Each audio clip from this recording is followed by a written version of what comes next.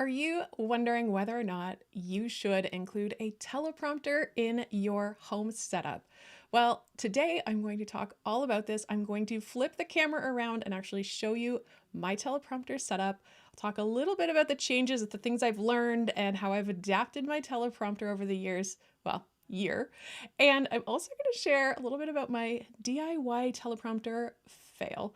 I even have some pictures to show you, but I would love to give you some information, some background, and also what are the things you should consider if you are thinking about adding a teleprompter to your setup. I have to say it's my second favorite piece of equipment that I have added to my home setup to help me do presentations and facilitation. I say second because I do think I have to place the Stream Deck over top. So today is going to be all about, should I add a teleprompter? Should I use one? What are the pros and the cons? What do you have to consider? And if you are new and we have never met, my name is Kat and I like to help people create professional and engaging online presentations. And a teleprompter is a really good tool for this. The reason being, it allows you to make eye contact with the people you are talking to. And that really does make a difference. It up-levels your presentation when people feel like you are looking directly at them. And that is a lot easier when you have a teleprompter. It's not impossible. I actually didn't use one for a very long time and still really focused on making that eye contact. But now my setup has made it so much easier. If you are here and you're watching live, please say hello. I see we've got Dr. Elo who is here watching today, and Edward, thanks so much for joining. I'm glad to have you here. And if you do have questions, just drop them in the chat. If you're watching the replay, feel free to put a question in the comments and I will help you out. So I am curious, do you use one? So for those of you who are here, I see Brock just joined us. Do you use a teleprompter? Are you thinking about using a teleprompter, or is it kind of a, nah, I don't think so. Maybe I will convince you over this next little section. So first, before I get into turning the camera around and showing you what I have set up for my teleprompter, I do want to say a little thing about different types. Because if you are in the market and you're starting to look, you may be confused about your options. So there are kind of two types that you would really consider bringing into your home. One is a more kind of professional type teleprompter where you have the glass and the monitor in one piece. Sometimes comes with a remote, maybe a dial where you can control the speed of a script if you're using a script. And it's got a camera holder. The camera is always separate. And then you have what I would consider that lower budget option, which is what I am using. And this is where you have a teleprompter that is intended really for you to add your own device, whether that is your phone, your tablet, or something like an external monitor. And what I would say is really, you have to think about your use case. How are you going to use it? If you did go with something that's more on the budget side, that's just for your phone, it's a little harder to grow into that. So you do want to make that consideration. And I'll talk more a little bit later about the considerations and things you want to keep in mind if you are considering investing in a teleprompter. But if you are going to be regularly talking virtually, if you're leading a presentation or you're running a workshop, it is really a great investment. And so I love mine. You'll learn a little bit more about why soon. Now, it's also not easy or not hard for me to get excited about these types of things. And I see Alan is here, not using one yet, but considering it. Great. I hope that I can help you make that decision today. All right, so let's turn the camera around.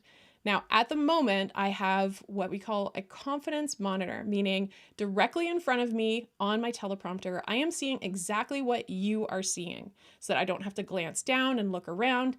I can actually just see what is on the screen. So if I have a title or if I have a graphic, I can see it. I don't have to look anywhere else. I'm going to turn that off for the moment because if I show you what you're seeing, we're going to get that infinity loop.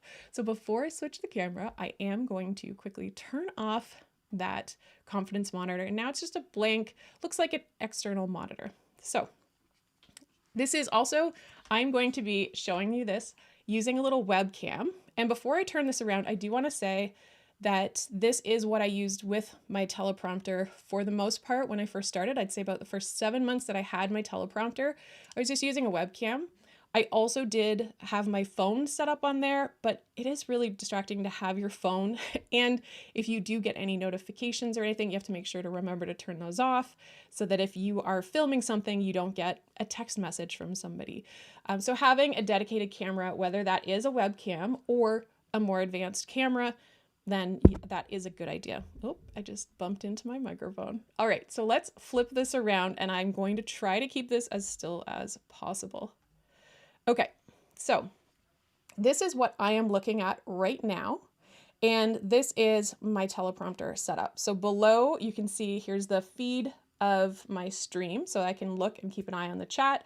And then over here, I've got my Ecamm. So this is the feed that is going out to you. And I've got a couple of notes down here, but mostly I am paying attention up here. And what would happen is everything that you see in this scene would be directly in front of me so that I can see exactly what is going out. So we call that a confidence monitor, really just knowing exactly what feed is going out. Now, if you look here, this is my monitor. And I will show you in a moment what it looks like because I actually have a second one because the first one that arrived was broken and damaged. And so they sent me a replacement. But if you look underneath the monitor, because this is my own monitor that I added, you can see that there is a little tray where you can add a phone or a tablet, and you can actually adjust this to the size. And when I did my research about a monitor, I found that a 10-inch monitor fit in, actually I still have a little bit of room. I could probably have gone just a little bit bigger, but this allows me, it takes up, as you can see, really nicely. I can see the entire monitor here in the teleprompter, and it's a really high resolution that I can change and scale if I like. Now let's peek a little bit behind the curtain. And in this case, my teleprompter, so it's by a company called Caddie, it actually does have a flap, which is different than some of the other models. So if we actually sort of pick up this felt, oh, my arm. So now you can get a better look of the actual structure. Here we go. So this is my camera. So in my case, I have a Sony ZV-1 that I am using. And so you can see right through the glass. And so the camera is looking directly at me. If we go around to the side, you can see how the camera is mounted and that you can adjust the height of the camera there. And you can also move it forward and back. And I have mine set up so that when the lens is open, it's almost at the glass. And obviously when it's closed, it's not like that. So in this case, this is, whoop, this is hard to do. In this case, mine does have that little felt flap so that when it is covered and dark, then all I'm seeing is the reflection of the glass and not the camera. So that is what mine actually looks like. And there are a few other ones that I have heard great things about. So the other one that has people I trust have shared with me that they are really happy with their teleprompter. So mine is Caddie, which is from the US. I actually ordered it last fall, so 2019. I was seeing a friend who lives in Buffalo. I'm in Canada, if you aren't aware of that. So I actually had it shipped to her house in Buffalo because I was visiting anyway. Now, I have looked on their site and apparently they do ship internationally. And so that is a great option. The cost is around $165 US for the Caddie teleprompter. Now, the other one that comes highly recommended, which I have listed below, is called the Glide Gear TMP100. Now, there are smaller models that maybe hold an iPad or a phone, but I would say that if you are thinking about investing in this, it's nice to have the option to grow. Now, the monitor, which I purchased, was actually a really recent purchase, and I said I would show it to you, so I will. So this is the first one that came in. So you can see this is the 10-inch monitor. It's actually pretty light. It did come with a little mount on the back, so I just unscrewed that and I took the mount off. And for the longest time, I actually used my iPad. Now, I want to say a few things about the iPad. So one is that I would have this connected by a cable, so just a lightning to a USB-C in my case. So I had my iPad connected that way. I cannot use Sidecar, which is for Apple users. Sidecar is attaching your tablet to your desktop or laptop and it extends the monitor. But my iPad mini is too old by one generation, so it's not compatible with Sidecar. So when I was using this, if I wanted to use more of a confidence monitor where I can just see the output, I can see exactly what I'm seeing, which actually I should turn back on because I do want to see that. This was something that I actually needed a software to do that. So the first piece of software that I used was something called Duet Display, and it is for Mac only. And Duet Display allowed me to either extend the monitor, so acting like a third monitor, or it would mirror the monitor. There were pros and cons to each of them, but Duet Display did not actually flip the image. Because of the glass of the teleprompter, you need to actually invert or flip or mirror the image so that you see it the right way. Otherwise, everything's flipped. Now, if you're just looking at output, if you are maybe having a Zoom call and you're just talking to someone, it doesn't actually matter if they are backwards. But if you are, let's say, reading a title or slides, it is important to flip them. So then I switched and I downloaded another software onto my tablet, which was called Air Display, because that did have an option to flip it. And then I was able to actually see everything the right way. So that did make a difference. However, I did not actually find myself using them very often because running a software on your computer that extends the display is a little bit of a drain. So it was taking up some of that computer processing power and it was making the fan kick on and run because I had a lot of things going on at once. I would have a Zoom call open, I would have maybe Ecamm open, and it was just all a lot. It was really a lot going on. So, I'm seeing, did the audio drop off? Can you give me a heads up if you can still hear me? Did something accidentally mute? Let me know in the comments. Oh, it's back, but maybe it dropped off. Okay, well, hopefully we are good to go. And I want to say hi to Sunny. Thanks for joining. All right. So what I ended up doing often when it came to the iPad is that I would not necessarily run that if I had a few things going on, which was disappointing because I really did want to be able to see exactly what everyone else was seeing right in front of me. Now, I also want to share with you the software that I used on my iPad when I was reading scripts, because if you are thinking about a teleprompter, there's a very good chance that you are thinking about wanting to read the words or maybe see your notes directly in front of you in the camera. And with scripts, you also want to make sure that you are flipping that because you want to be able to read it. And so not every teleprompter software actually does that for you. So the one I ended up choosing was something that's called Prompt Smart Pro. And I can actually show you on, I can share my screen. So let me just get this broadcasting. So on this iPad, which I will connect in one moment. Okay, let's open Prompt Smart Pro. So Prompt Smart Pro, here we go. This is my iPad. And in case anyone's curious, I'm connecting this through NDI, but I can answer that question later if you want to know more. So this is Prompt Smart Pro, and the Pro allows you to mirror the screen, and it also has voice so that when you are reading something, it will actually follow you. For example, I did script out my channel introduction for YouTube because I wanted to make sure that I wasn't going on and on and on. And actually, it ended up being even shorter than this. But if you press play, when I press play, you will now go into teleprompter mode. And in teleprompter mode, it would actually flip. It's not flipped right now because I'm not set up for that. But if I actually press play on this, you will see if I start to read it, it will automatically scroll on its own. So let's try that. Oh, yes. Do you have an important message to convey to an online audience? Maybe you teach, run webinars, or lead workshops. And I'm guessing it's important for you to create high quality and engaging presentations that allow you to not only teach effectively, but also keep your audience's attention. So it's scrolling on its own, and I actually stop and I'm no longer saying the script and it's not going anywhere. So this is an automatic software. And if I were to start up again, then you would actually go back to that. And if you are interested in using Prompt Smart Pro, it is really easy to add a script.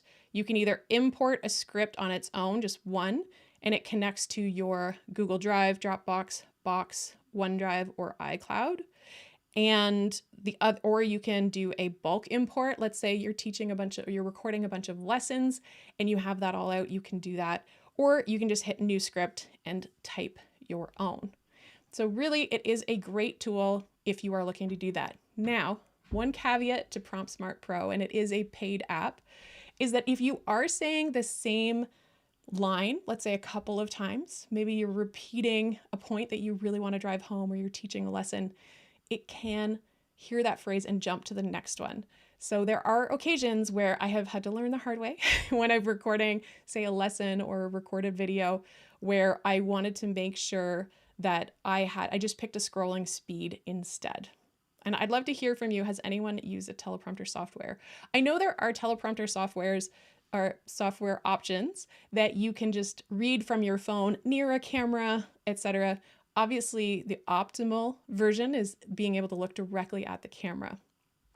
All right, so now I want to make sure that I talk about why I love this setup. And I think a lot of people will automatically default to this idea that a teleprompter is meant for reading scripts. And that is not really, that is the smallest that I use this for, or the least common use for me.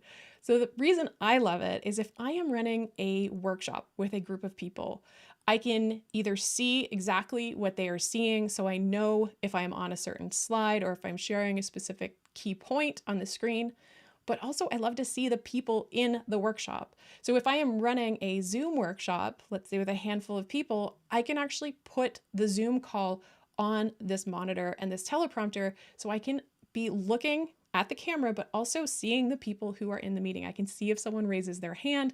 I don't have to be constantly glancing down to see if anyone's asking a question or the chat or whatnot. So that's the main reason, is workshops and Zoom calls. But also if I'm recording a video. So I will often record a tutorial. I also have a second YouTube channel about my gray hair. And so I record videos for that. So it's really nice to be able to see graphics and what is going on when I am doing that, because I record most of my videos using Ecamm software, which is the production. That's how I put up things like this. And so I actually put all of those together first, and then I record the video that way. So I don't really do a lot of editing after the fact. I actually set it up this way. All right, so this is the main thing that I love. And also live streams. Right now, I am doing a live stream and I can see exactly what you see directly in front of me so that I don't have to look down as much. I do obviously want to look down at the comments, and I want to be able to maybe glance and see if there's a note in particular that I know I want to talk about next, but really it keeps me organized. Now, when it comes to the monitor versus the iPad, because I know a lot of you might not have it in the budget, maybe you can afford a teleprompter, but you want to use a tablet or your phone, that is great.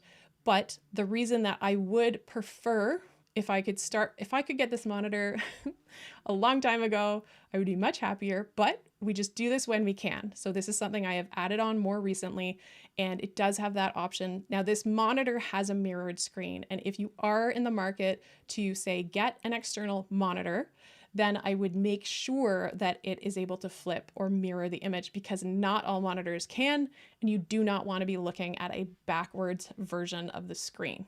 And so the one that I've linked to, really, really happy with this company, especially as you saw, I got one, it was broken and they replaced it right away and were excellent customer service. So it's Beetronics. They're based in the States and they have one also in Europe. The other thing is less drain. So it doesn't run the fan because it's just hooked up like a monitor. It's not running software or a program in the background. And sometimes it's nice to be able to use the iPad. Like right now, I just did a demonstration using my iPad. Some people like to use their iPad as a teaching tool or a whiteboard. And so you'd be able to do that instead of using it as your confidence monitor. So that's another thing you'd want. And I see Sunny says you can also use your iPad or iPhone to control Prompt Smart Pro. Yes, that's a great point. Thank you for pointing that out, Sunny. You can use a remote control that links up with the Prompt Smart Pro. The other thing I have done is actually used a trackpad. So the Apple Magic Trackpad.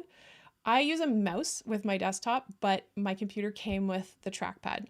And so I have actually linked that up directly with my iPad. And so I can actually, I've got my right hand with my mouse and my Stream Deck, and then my left hand could just slowly control the scroll. So I could manually scroll, whether that's notes that I'm looking at, or if I wanted to control the Prompt Smart Pro so that it didn't skip ahead.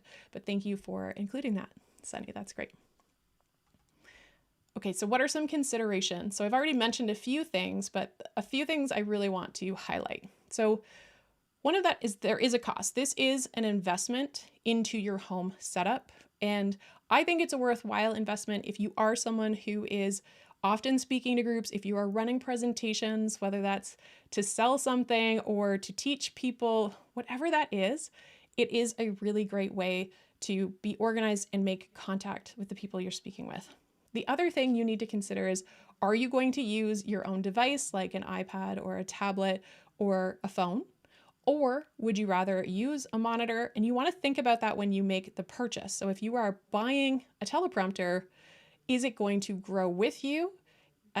That's my only caution. So if you decide I want to go cheap and get one that just works with the phone, well, what if you do want to use a tablet or you do want to get a monitor? And then the other thing is, what are the inputs? So when it comes to inputs, when I say that, I mean with your computer. So you always have to think, okay, if I'm adding another thing, how is that going to connect? Do I have enough? Do I need a port? Do I need a hub? Am I going to have to extend this? Because every time you add a cable, it needs to go somewhere and they need to talk to each other. So it's good to think about that in advance. Am I able to connect all of these? And there are other expenses as well. So some of the associated costs, one, is you need to hold it up. So you have to invest or use a tripod. If you maybe you already have one for your camera, that's great. But if you don't have a tripod, you have to consider that as well. It needs to go on something. And you might need cables and adapters to connect them. So in my case, I'm using HDMI and then I have to have an adapter. I'm using adapter to USB-C because my HDMI port is already being used by my monitor. And then you also, if you are going to be wanting to read a script, you might want to buy Prompt Smart Pro, which is it's not a big investment, but it is an investment. And if you are looking to mirror an iPad display, let's say, most of the apps that do it well cost money. Not a lot of money, but these things add up. So it's not just the cost of the teleprompter itself. Okay. I promised that I would tell you the story about one more thing.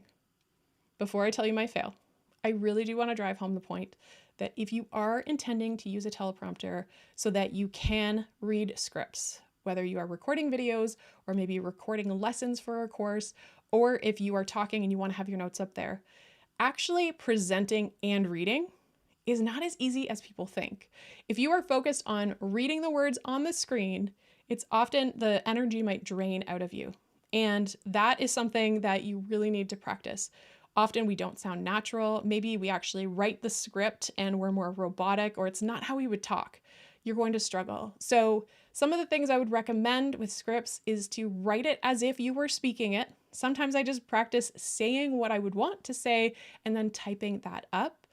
You always want to practice it, read through multiple times so that you get really comfortable with it and you don't get tripped up. And when you are practicing, you'll usually notice, oh, that's not how I would actually say that in conversation.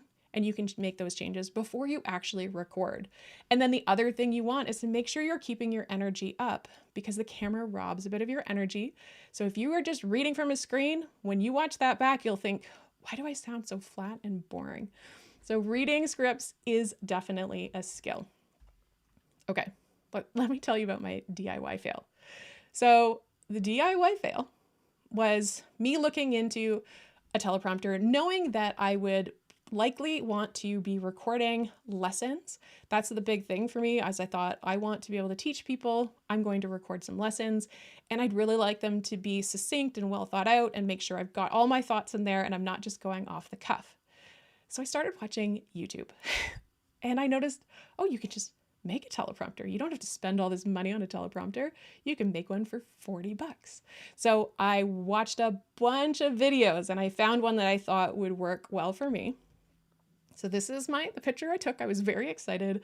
I gathered all my things. So I actually I went to Michael's and I bought a frame. So this is two kind of 8x10 side by side, and they're already hinged, which is what the video pointed out, which I thought was brilliant.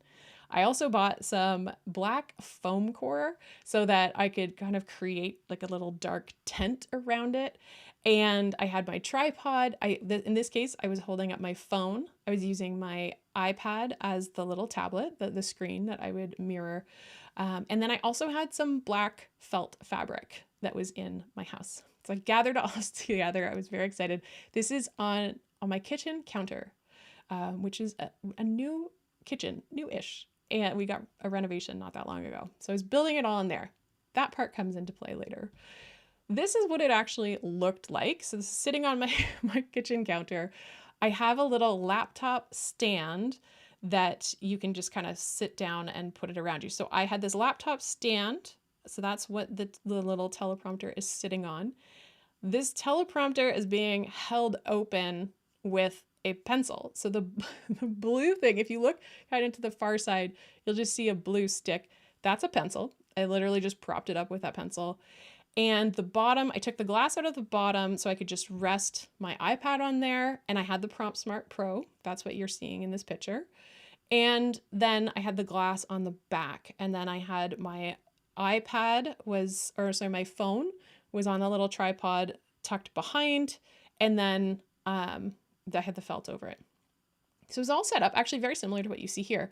But it's hard to tell in this photo, but the glass, the glass for photos is not meant for a teleprompter because regular glass kind of has a double effect. So it doubles everything. So it's really blurry, and it's actually quite difficult to read the words on the screen if you're just looking through normal glass. So I didn't know that, and nobody really mentioned that, which I thought was very misleading for all of these DIY teleprompter videos on YouTube. No one mentioned that you're going to have to squint or have extra big writing. But the actual fail is not so much, there was the blurry, definitely not good. And once I look into the actual glass, by that point, I might as well just buy a teleprompter that has the appropriate glass that you can clearly see through. But the fail was that when I opened it up, the glass fell backwards, it cracked, and then it chipped my quartz counter. And so I have a lasting memory of my DIY fail. I think within 24 hours, I was ordering my Caddie Buddy teleprompter and having it sent to my friend's house. So I would strongly caution against doing the DIY, primarily because the readability. You want to be able to see what you're looking at. Now, if you are simply wanting to have the confidence monitor, meaning you just see the video that other people are seeing, or maybe a Zoom call where you don't have to make out all the details of the people on the call, then yeah, maybe a DIY teleprompter actually could work for you as a stopgap. I would make sure you secure that glass so that you don't chip or break anything. And really though, if you are in the business of presenting and speaking or running workshops, then I highly recommend just go with an actual teleprompter. It's got the right glass and it's all set up for you. All right. I hope that you found this helpful. I really do feel like this is a worthwhile investment into your setup. If you are speaking, it allows you to make that eye contact, which really does help you connect with your audience. And it's not an easy skill to look at a camera that's far away from your computer, but it can be done. And so until the time comes where maybe you're ready to make that investment, I encourage you to practice looking directly into the camera no matter what, whether you can see anything or not. But if you have any questions, please let me know. Leave them in the comments. I'd be happy to answer them. And I hope this has given you some information and maybe a little bit of extra info and considerations when it comes to buying a teleprompter so that you can run more professional and engaging online presentations.